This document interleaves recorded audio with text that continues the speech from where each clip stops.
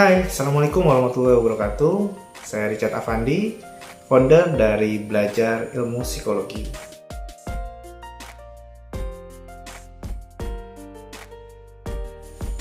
Hari ini saya akan sharing tentang apa itu psikologi dan kenapa sih penting untuk belajar ilmu psikologi.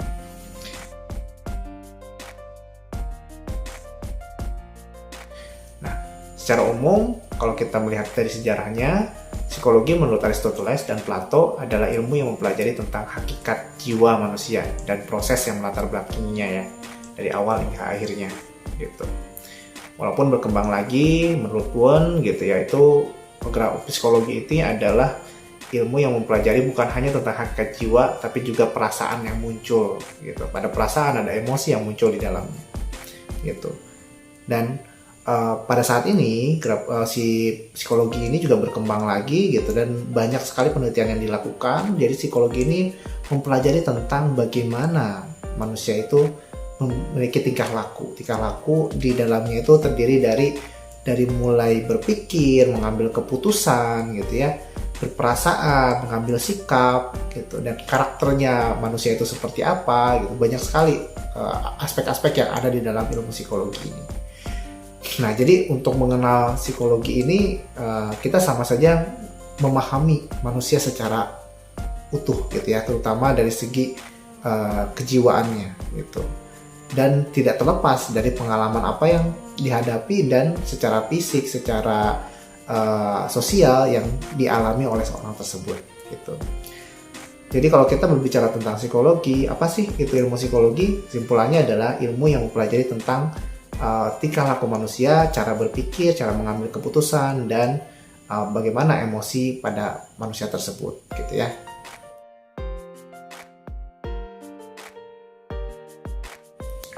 Lalu kenapa belajar ilmu psikologi ini penting gitu? Nah, luar biasanya Tuhan menciptakan manusia itu dengan keunikannya masing-masing. Nah, otomatis karakternya pun berbeda-beda dan pengalamannya pun berbeda-beda. Dan pengalaman itu mempengaruhi bagaimana seseorang bertindak, bagaimana seseorang berperilaku. Latar belakang dia di dalam keluarga pun mempengaruhi itu. Dan juga fisik juga mempengaruhi itu. Orang yang cenderung cenderung pendek gitu, misalkan cenderung kerdil, dia akan mengambil cara lain untuk mengaktualisasikan dirinya gitu kan. Misalkan kalau dia memang tidak bisa untuk menjadi pemain basket, dia akan mengoptimalisasikan dirinya sebagai seorang yang jago berbicara, misalkan seperti itu. Nah, hal-hal tersebut itu adalah latar belakang dari bagaimana seseorang berperilaku gitu. Dan itu bisa kita tahu lewat ilmu psikologi ini. Selain itu juga kita bisa mengetahui karakter seseorang. Kita bisa melihat dari ilmu psikologi mana orang yang punya tendensi pemarah, mana yang pemurung, gampang sedih, dan lain-lain. Itu bisa kelihatan. Dan luar biasanya psikologi ini sudah berkembang sangat pesat dan banyak sekali alat ukur untuk melihat itu. Jadi kalau ditanya apakah psikologi ini ilmiah, ya sangat ilmiah, karena ini sudah menjadi sebuah bagian dari keilmuan yang memang sudah diteliti, sudah ada banyak studi-studi yang menguatkan bahwa psikologi ini sangat-sangat ilmiah gitu ya. Selain itu, selain kita bisa mengenal karakter seseorang, kita juga bisa mengetahui potensi-potensi yang ada di dalam diri seseorang. Di psikologi ada namanya tes bakat. Nah, tes bakat itu bisa melihat, oh ternyata orang ini punya talenta tertentu di bidang tertentu. Nah, itu juga bisa kelihatan tuh. Misalkan, oh orang ini ternyata senangnya berbicara gitu ya.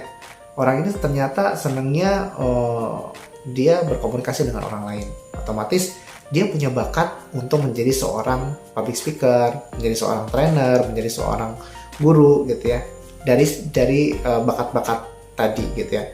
Dia orang yang berani, dia orang yang jago berbicara. Nah, karakter-karakter itu menjadi satu kesatuan karakter yang bisa dijadikan sebuah talent tertentu gitu.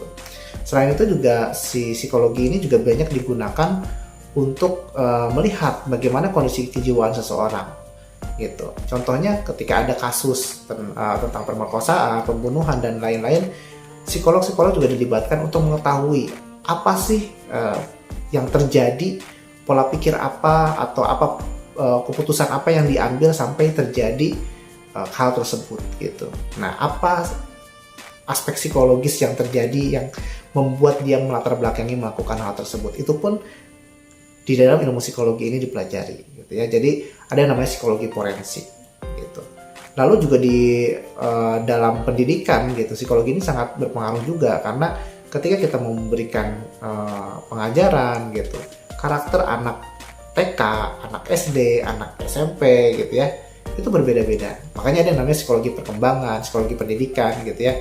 Itu juga mempelajari tentang bagaimana sih memberikan informasi yang tepat supaya masuk dengan mudah ke dalam pembelajaran si anak didik kita gitu ya, yang sesuai dengan usianya, sesuai dengan pola perkembangannya psikologis yang ada pada saat di usia tersebut gitu. Jadi ada juga psikologi untuk perkembangan dan pendidikan gitu. Lalu apalagi seperti saya nih di sini di rumah sakit jiwa ini juga mempelajari tentang klinis gitu ya. Jadi bagaimana seseorang bisa sampai dari yang mulai normal sampai ke arah gangguan jiwa gitu. Nah, gangguan jiwa ini muncul kenapa gitu, dan bagaimana mengatasi gangguan jiwa, bagaimana mengatasi stres dan lain-lain. Saat ini lagi tren-trennya nih, saya butuh healing gitu ya. Gimana sih caranya menghealing diri gitu ya, mengatasi masalah diri sendiri gitu. Nah, ilmu-ilmu itu ada di dalam ilmu psikologi, ada namanya psikoterapi gitu ya. Dan itu bisa dipelajari. Salah satunya saya mempelajari namanya hipnoterapi gitu ya, dan mengaplikasikan, bahkan sampai ada saya membuka klinik juga untuk hipnoterapi seperti itu. Nah, selain ilmu-ilmu psikologi yang untuk aplikatif seperti itu, psikologi juga banyak diajarkan untuk berbagai bidang yang berhubungan dengan pikiran. Misalkan di bidang medis, pada saat ibu hamil gitu ya, itu kan mempengaruhi itu nyerinya. Itu juga kalau misalkan pola pikirnya dia bagus gitu ya, dia punya dukungan yang kuat dari keluarganya, maka nyerinya itu akan berkurang gitu, dan itu sangat berpengaruh terhadap psikologis. Nah, hal tersebut juga dipelajari di dalam ilmu ini gitu. Jadi kalau Bu ditanya apakah manfaat psikologi, banyak banget tadi ya aplikasinya di dalam kehidupan gitu.